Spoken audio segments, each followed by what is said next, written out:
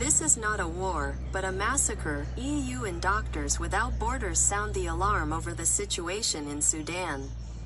Website, homepage, Israeli News, Israel Info, Israel News, author Olga Bashkova.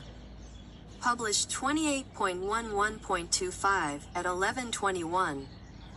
The European Commission and humanitarian organizations have called the situation in Sudan the worst humanitarian crisis in the world, and called on the international community to immediately respond to the growing famine and massacres of civilians, particularly in Darfur. Hadja Lahbib, the European Commissioner responsible for humanitarian affairs and crisis management, stated before the European Parliament that Sudan is experiencing the world's worst humanitarian crisis, which, sadly, remains forgotten.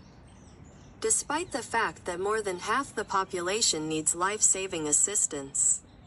The EU representative also confirmed the outbreak of famine in both the North and South Africa, both in Darfur and in South Kordofan.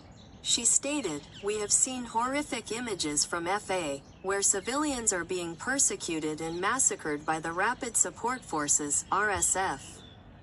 This is not a military operation, it is a crime.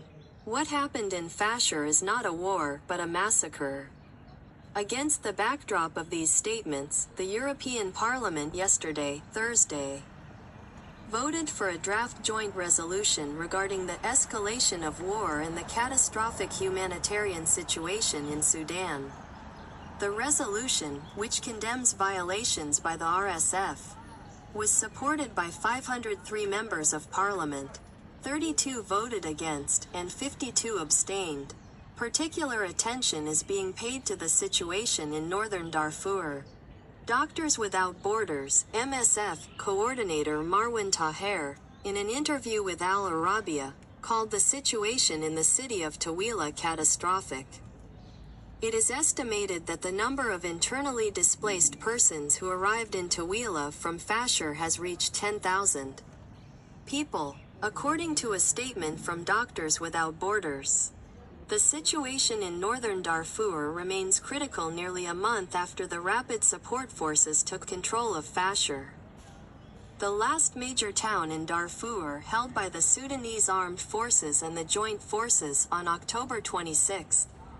According to the Sudanese American Physicians Association, SAPA, the humanitarian catastrophe in Tawila has reached a critical point. Approximately 74% of internally displaced persons live in informal camps that are completely lacking adequate infrastructure. Less than 10% of households have reliable access to water and toilets. Doctors Without Borders has called on the RSF and its allies to urgently provide safe and free passage for the sick, wounded, and all civilians seeking to reach safer places. The organization also called for easier humanitarian access to Karni, Fasher, and other locations where survivors are located.